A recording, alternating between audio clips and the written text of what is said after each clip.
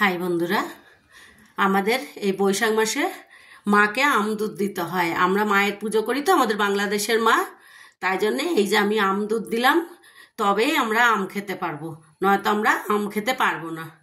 এই যে আমার মায়ের মুখ দেখো বন্ধুরা সবাই, হ্যাঁ, এই যে আমার মায়ের মুখ। আমরা আম দুধ দিই বৈশাখ মাসে।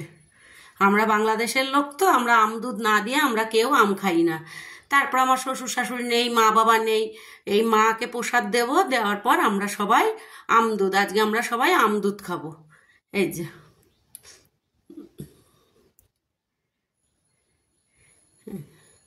আমার শাশুড়ি আরো বড় করে দিত, আমি আর অত বড় করে এখানে পারি না, তাই এখানে আমি ছোট করেই দিই। আজকে আমরা আম দুধ দিই। এই যে আমি মাথা টাথা ঘষে আসলাম, এসে আম দুধ দিলাম।